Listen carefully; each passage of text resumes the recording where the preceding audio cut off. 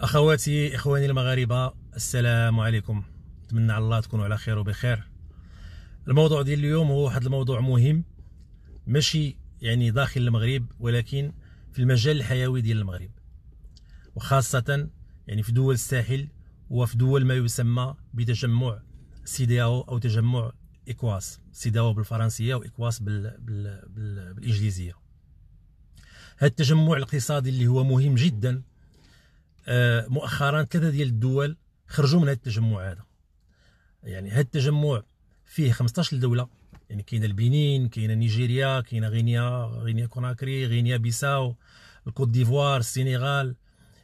15 دوله اللي هاد ال 15 دايرين واحد التكتل اقتصادي فيه مزايا عده، يعني اللي قدر يدخل لهاد الحلف هذا غادي يقدر يستافد من بزاف ديال المزايا على المستوى الجمارك، على المستوى التجاره الدوليه الى غير ذلك. الان اللي وقع هو ان ثلاثه ديال الدول من وسط هاد التجمع هذا خرجوا وانسحبوا من هذا التجمع. هاد الدول هي مالي، بوركينا فاسو والنيجر. كيف ما كتعرفوا بان هاد الدول هادو كان مؤخرا المغرب يعني دار واحد المبادره وغادي نرجعوا ليها في الاخر ديال هذا الفيديو هذا. منين انسحبوا هاد الدول هادو يعني طبقات واحد العقوبات قاسيه جدا من طرف نيجيريا وبعض حلفائها في التجمع هذا. طبقت عليها 3 دول لان وقع عندهم يعني تغير في نظام الحكم ديالهم. وقع واحد الانقلابات اللي راكم عارفينهم، بداو تقريبا من 2020 في مالي، ومن بعد ذلك في بوركينا فاسو، ومؤخرا في النيجر. اللي وقع هو انه باش نرجعوا للتاريخ، حيت التاريخ مهم، وهذه المساله ديال ان المغرب يعني كيقلب دائما انه يتموقع وانه يعني يشوف في المجال الحيوي ديالو اي تغيير ويستافد من هذا التغيير هذا. حنا يعني كمغرب كنا قدمنا الطلب للالتحاق بهذه المجموعه هذه. الطلب درناه في البدايه ديال 2017، ولاسباب ما هذا الطلب هذا والاجراءات ديال الدراسه ديال هذا الطلب تعطلوا فيها الدول هذو.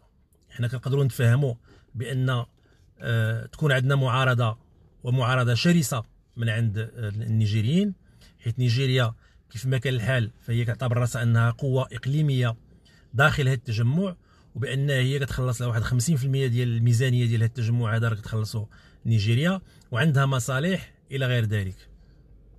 وحنا واخا عندنا الحلفاء ديالنا ومن بينهم يعني السنغال، تفاجئنا بان السنغاليين حتى هما يعني من بعض يعني لا الاقلام الصحفيه لا بعض الدبلوماسيين انهم يعني كانوا عارضوا خفيه الانضمام ديال المغرب لهذا التجمع هذا، لان الانضمام ديال المغرب لهذا التجمع تعني سيطره التجاره والمواد واي حاجه كيصنعها المغرب، انها غادي تسيطر وغادي يولي النفوذ ديال المغرب كبر من النفوذ ديال نيجيريا، وكبر من النفوذ حتى ديال الدول اللي مازال بين مزدوجتين تابعه لفرنسا بطريقه او باخرى. حنا هاد المساله هذه وصلتنا، يعني الدبلوماسيه المغربيه وصلتها هاد الهضره بان بعض السنغاليين ما قبلوش يعني العضويه ديال هذا بتاثير ديال المغرب، بتاثير من اللوبي الفرنسي اللي كامل الاسف مازال كاين في هذه المنطقه ديال غرب افريقيا.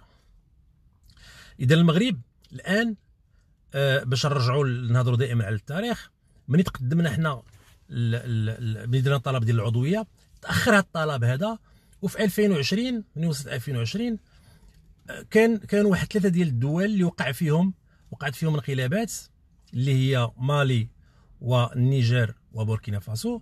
وهاد الدول هذه طبقت عليها عقوبات قاسيه جدا، لان هاد الدول هادو بثلاثه كانوا كيستافدوا من لي بور، من الموانئ اللي كاينين في نيجيريا ولا في الكوت ديفوار ولا في الدول اللي حداهم، وكانت تعتبر يعني هاد الموانئ هادو هما السبيل الوحيد ديال هاد الدول انهم يكسبورتيو ولا يامبورتو، يعني يصدروا ولا يستوردوا من خلال هاد الموانئ. اذا جات من بعد المبادره الملكيه اللي كل شيء راكم شفتوها وعرضنا على الناس وجاو عندنا لمراكش وقلنا لهم ودي الا كان حيت حنا المبادره الملكيه اللي كانت دارت باش نفكوا العزله راها غير يعني نقطه من بين بزاف ديال النقاط اللي كتهدف لهم هذه المبادره هذه. يعني كاين نقاط عده اللي من غير ان نحن نعطيوهم لاكسي يعني البور ديال الداخله، ولكن حتى انها دار واحد الممر اللي هو ممر كان في التاريخ، يعني كان من عهد المرابطين والموحدين والمارينيين، كان واحد التاريخ ديال الملح اللي كان تيربط ما بينات تومبوكتو مباشره مع الزويرات، ومن الزويرات بطبيعه الحال غادي يدار واحد الممر وسط المنطقه العازله.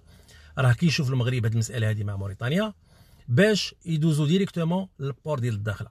حيت دابا الا بغيت تمشي من تومبوكتو راه خصك دوز على نواكشوط، ومن نواكشوط عاد تقدر تطلع للشمال.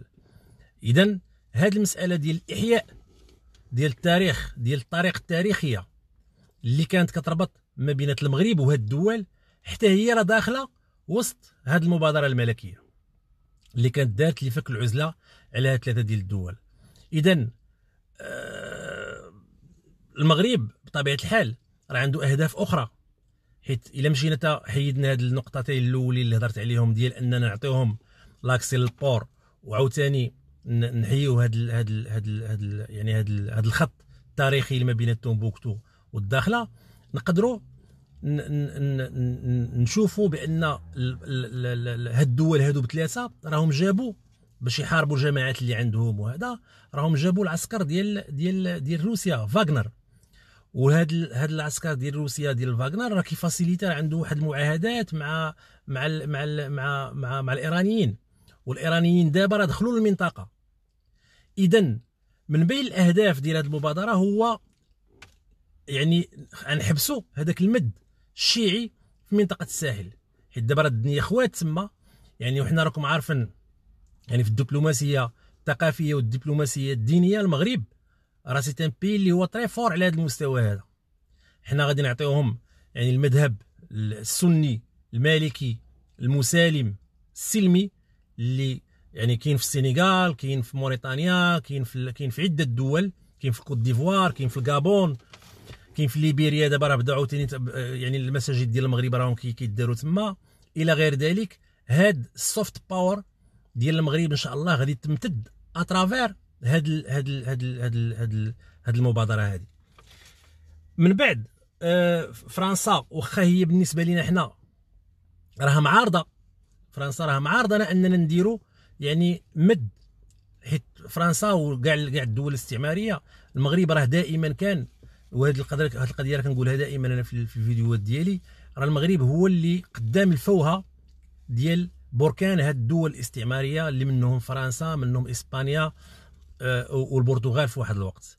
حيت هذوك الدول شكون اللي كان حامي الدار ديالهم، حتى الدول ديال شمال افريقيا راه المغرب هو اللي كان، ودفعنا الثمن. وهاد السبته ومنيليه اللي محتلين دابا راهم ثمن دفعوا المغرب ودفعوا المغاربه باش يبقاو دول اخرى يعني محميه، حيت هما لحد الان اوروبيين راه خايفين من المد المغربي، راه تيقولوا عاوتاني دوز واحد القرن ولا جوج نوليو نطلعوا لعندهم حنا تما.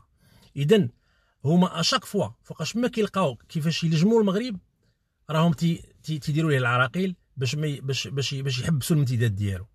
وهذه المساله هذه راه حنا واعيين بها في الدبلوماسيه وكنخدموا عليها. وهذا المشروع هذا راه غادي يوليو يعني بوحدو غادي يكون واحد التكتل. داكشي علاش خصنا حنا نخدموا راسنا، نخدموا العلاقات ديالنا مزيان مع موريتانيا، حيت موريتانيا اللي كتقول الجزائر والبوليزاريو بانها حلقات يعني حلقه ضعيفه، حنا بالنسبه لنا حلقه قويه، هي اللي غادي نقدروا نشدوا كامل هذا التجمع هذا ونوليو ندخلوا عاد الاكواس ويدار تكتل 15 زائد هاد الدولتين اللي هي المغرب وموريتانيا. اذا كنتمنى بان هاد المبادره هذه تمشي في الطريق الصحيح ونخدموا العلاقات ديالنا مع موريتانيا. وراه هاد الهضره هذه راه دائما تنهضر فيها، وان شاء الله الى فيديو قادم بحول الله.